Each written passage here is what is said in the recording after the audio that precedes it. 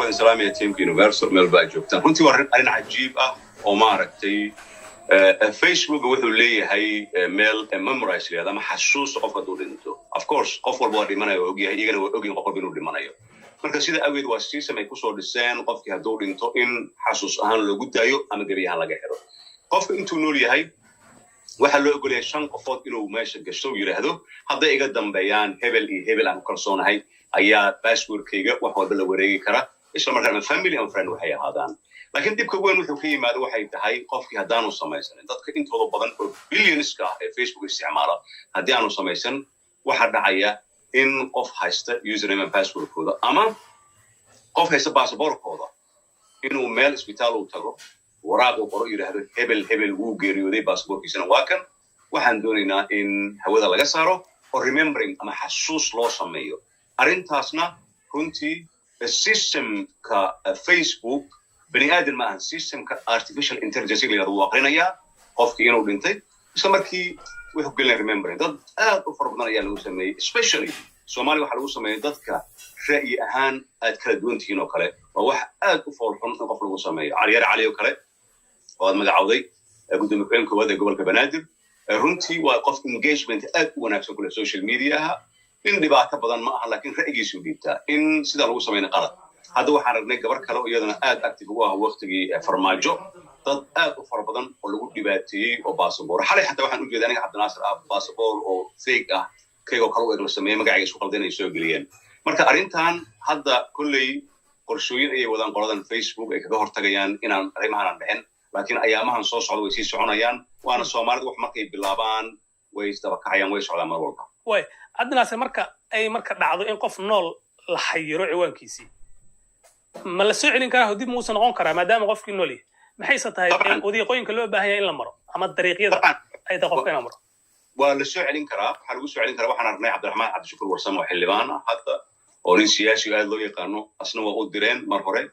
waxay ku oranayaan marka la xiriirtid systemka wuxuu ku leeyahay waxaan ka doonaynaa passportkaaga adigoo sidan u hay ma passportkaaga soo dir waayo passportkaaga tuuga qofka hada waa haysan karaa marka waxay ku leeyahay passportkaaga adigoo sidan u haya data magacaaga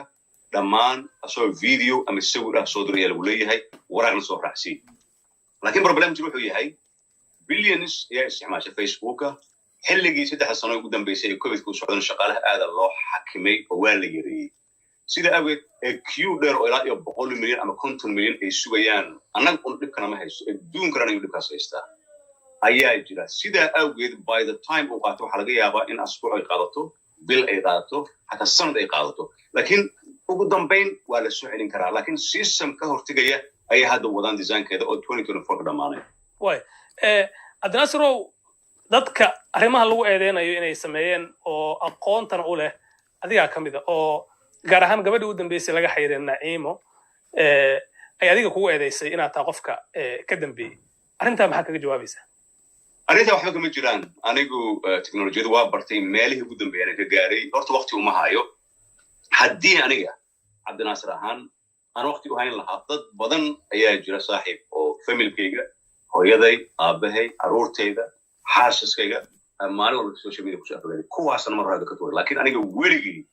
inaan social media qof laga jirto soo xidhmaan never in my life inaan qof u tago gabadhan taban xafaaltan baa jiray baraha bulshada ka socday waxay eedad bulshada ka saartay ra'iisul Soomaaliya Maxamed Xuseen Roble oo ay tiri sida kuma qasheen lacag buu xaday iyo waxyaalo ka sheegtay reaction baa laga bixinayay oo la lahaa wax asmaadan sameeyay marka qofkii ugu horeeyay oo soo galiyay markii meesha laga jabsadayna aan arkay anigu aan soo shirgaray oo runtiina hoos fiican ku soo qoray oo aan iri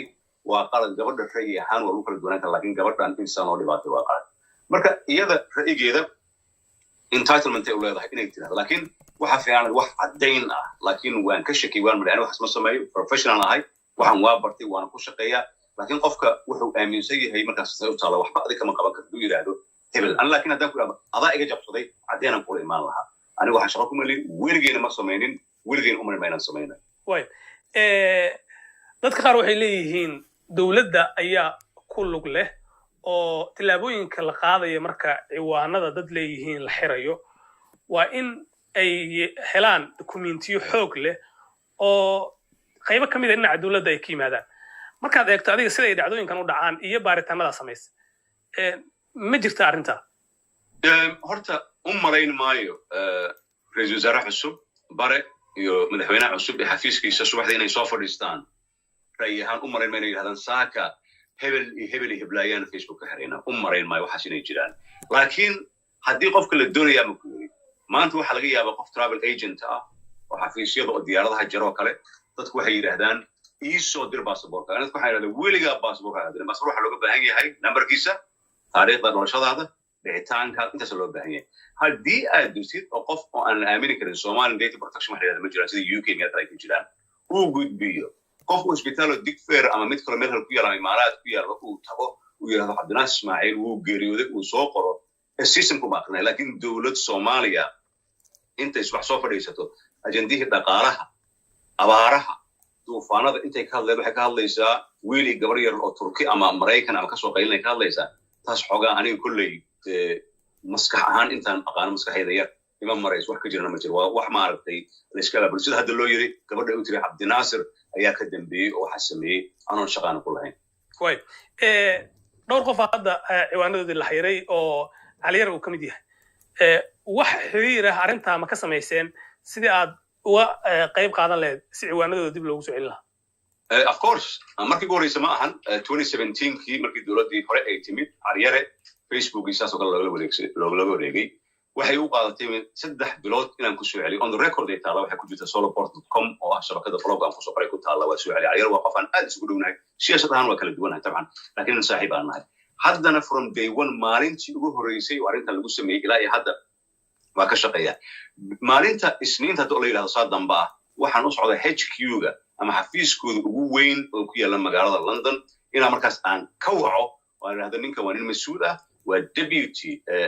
mayor of Muqdisho oo security u qaabilsan waana loo yahay waa laga been abuurtay inaan hayo documentigiisa caliyana ugu aaminay passportkiisa hayo wax walbaan hayo inaan meesh aan tago oo aan tuso aan yiraahdo ninka marka wayna soo noqonaysaa laakiin taamay qaadaysaa gabadhan way u soo noqonaysaa laakiin taamay qaadaysaa waxaan wax istaagay ma ahan waayo madaxdan waa lagu sameeyay qof walba lagu sameeyay computer system ayaa sameeyay qof human ama bani aadam ma fadhiyo meesha way Cabdinaasir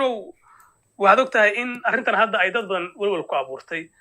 oo qofkii dawladda ka aragti duwan ama laga yaabee shakhsi kale ee aragtaan ay iska soo horjeedaan in la bartilmaameedsado ciwaankiisii ma wax Soomaaliya hadda ku gaar ahaa ma soo wax dunida oo dhan ka jira sidees isleedahay adiga arrintan waa lagu hortagi karaa arrimahan Soomaaliya kaliya meelo badan ay ka jiraan adduunka ka jiraan India Pakistan meelo badan Bangladesh Europe Mareykan meelo way ka jiraan way sameeyaan waana runtii wax ay ogaadeen oo hadda systemkan cusub oo AI ay u soo saareen artificial intelligence la yiraahdo oo ay ku xaqiijinayaan arrintan ay ogaadaan oo xataa contact ay soo sameynayaan marka meel way ka jirtaa sida lagu hortagi karana waxay tahay aniga hadda waxba uma arko haddii qof ma aragtay documentiga uu helo oo ma aragtay uu diiwaan geliyo uu yiraahdo hebel waa dhintay ma ahan qofkaas inuu clever yahay oo IT bartay ama computer programming uu bartay ama cyber security bartay ma ahan waa wax intuu diray yiraahdo hebel baa geeriyooday oo emailkaaga uu helo marka sida kale loo hortagay waxay tahay baasaboorka qofka u dhiibay emailkaaga yaan la ogaan meesha ka saar tan kale systemkaaga Facebook ama Instagram kuwa kale ku xirnaadaan waxa yiraahdo Google Authenticator for security ku xirnaadaan marka qaarkood taas way ka badbaadinaysaa laakiin haddii aan ku raado waa istaagaysaa in lagu sameeyo ma jiro been baan ku sheegay way soconaysaa dadkana waxaad Soomaalida waxay arkaan way isaga daydaan subax baad soo toosaysaa waxaad arkaysaa adigoo hawada laga saaray waana wax aad u xun oo ma aragtay unprofessional ah laakiin sida kale loo hortagi karo waxay tahay baasaboorkaaga gacantaada ka bixin wax doon haday kugu dhacaan kow waa muhiim baasuuradooda adkee marnaba qof baasuurkaaga u dhiibay inta badan waxaa laga dhex galaa meesha aniga waxaan ka shakiya xataa caliyarkiisa qof uu aamin uu ka dhex galay inkastoo aan xaqiijin karin sidaa ayaa laga hortagi karaa laakiin berri waa imaan karta adiga ugu dhici karta aniga ugu dhici karta laakiin wax weyn ma ahan waa la soo celin karaa systemkana waxay qaadan kartaa asbuuc bil 6 bilood waqti qaadato ma laga yaabaa ciwaanada qaar in la soo celin waayo oo sida uu ku xirmo well taban waxay ku xiran tahay for example aniga baasaboorkayga Cabdinaas Ismaaciil ayaa igu qoran